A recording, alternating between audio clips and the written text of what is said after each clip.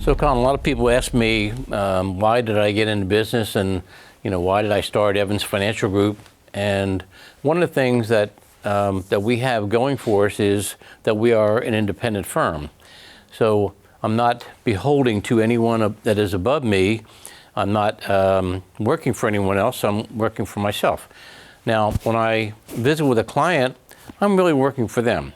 And sometimes I'll say, I want to apply for the job to be your financial advisor. And I think I'm very qualified, but you'll get to make that decision. But in that process, I'll make it clear, I won't use these words, but I'm going to use them here. And the words are, when we talk to a client, we want them to know that we care about them. And you know why we want them to know that we care about them? Because we really do. We care about them, we care about their families, and you know this from our office, we do some special touches for people, and when we find out about their situation, if they're sick, we send them either a spoonful of comfort, not just a card, which we always do, but we'll send them a spoonful of comfort, we'll send them a hanging monkey, which that's always a lot of fun. Hanging monkey is a toy, stuffed animal, and the hands clamped together, and we'll send it to them. And sometimes maybe they're in a wheelchair, they're in a hospital, and they'll clamp that near them, and we'll say, hey, we know you're having a tough time, we want you to hang in there. And sometimes we even had cards that say hang in there, and it had a monkey hanging on it. But the point of all that and these touches that we do for them is we want them to know that we care about them, because that's a heart thing. We want them to feel our heartbeat, and it's not about products.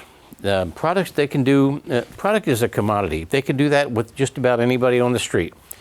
But they can't get the touches that we give. They can't get the advice maybe that we give, because as we said earlier, sometimes they're not allowed to, whether it's tax advice or whatever. But I think some of those things how we touch them, it's real evident that we care about them based on the reviews that we've even had. I remember, I think a great powerful moment. You actually came to Arizona, and you and Mom, and I was given a workshop, and I got the opportunity to visit with this couple, and they both, second marriages late in life, and he was much older, about 15, 20 years older, and they had been into our office 4 or 5 years prior, and I recognized him, and it didn't quite remember the circumstances 4 or 5 years prior, but when I was sitting down with him, I said, okay, guys, what brought you back? What was the concern? Because obviously, something maybe triggered them to attend the workshop, and then triggered them that they wanted to come in. And then the heartfelt moment occurs. It's, he reaches across the table and touches my hand, and he said, I have just been diagnosed with a health condition. I want to look you in the eyes, and I want you to be able to tell me she's going to be okay.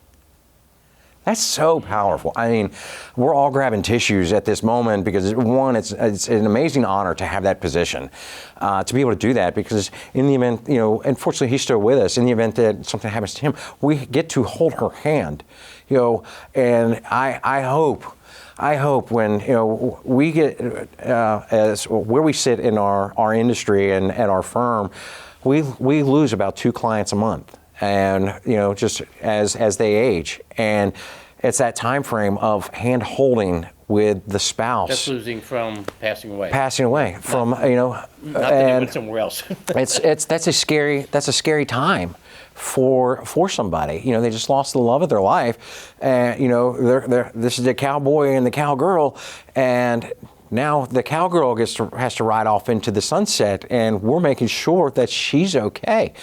That is powerful. I hope we, when we go get the opportunity to go to the pearly gates one day, I hope there's a whole bunch of our clients that went before us that are giving us hugs, going, "Thank you for taking care of Miss Smith. Thank you for taking care of her while she was, the rest of her time here on Earth." That's a beautiful thing, and I absolutely love that, because that's the true hugs around the neck, because that's when, that person is no longer with us, so we truly had the opportunity of having their back. I had an almost identical, a client came in and ended up doing business, and he said, I never heard this term stage 4 heart patient, but he said, I'm a stage 4 heart patient. I'm actually disabled, didn't look it.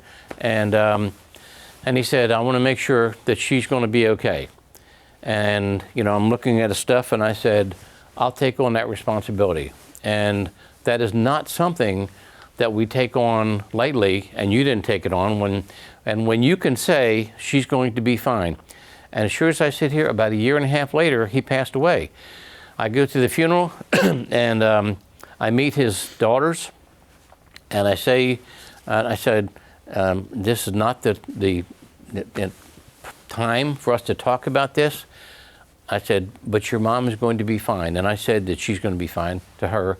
But then when she came in, and they brought someone with them, and I said, because of some of the things that we have done, and some of the things that your husband has done prior to, but here's another thing, and I know you've seen this, but sometimes it's the one or the other of the husband or the wife that is handling the finances. And sometimes it's the husband, and then he passes, and the wife says, I have no idea. I had somebody came in one time and said, I got this box of stuff, and I didn't know what you were talking about when he was alive, but I knew I could trust you. And I said, let me go through these financial statements that you brought in, or envelopes or whatever. She was paying for long-term care on him, and he had passed away 4 months ago. And I said, we'll sort all this out. We'll find you an accountant. We'll help you, the accountant, do your taxes. I'm not doing the taxes. And then we even walk them through the process of, here's what's going to happen, and in terms of probating the will. And you have these steps as you take it to an attorney. Here's what's going to happen. But we've also counseled with them on how to arrange their assets in such a way to eliminate how much is even going through the probate process. Not necessarily by putting in our products, but even having, now Louisiana allows something called POD, which is payable on death, on bank accounts. Said, if you put POD on there, that's not going through the will. That's going to be paid directly to the spouse. And sometimes, as you said, second marriages or whatever, we have several sets of kids. And if we have several sets of kids and one of them passes and all the money goes to the survivor, where's their money going when they pass? It's going to their kids, or is it going to be split?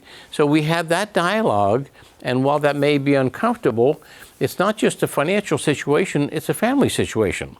So I'll ask, sometimes I said, the clients need to know who we are. Their children need to know who we are.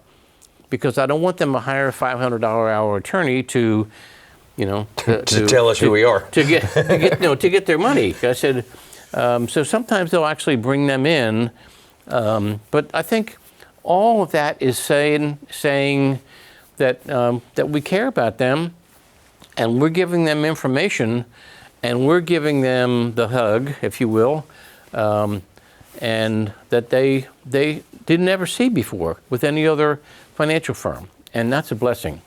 It's not transactional. Right. It's personal. Yep. This is their life. It's not. They are not a transaction to us. This matters. This matters to me. This matters to everybody on our team. And we are blessed with a great team. Yep. And the fact that they care so much about our clientele as we do, that's just a blessing in its own. That's a culture. It really is.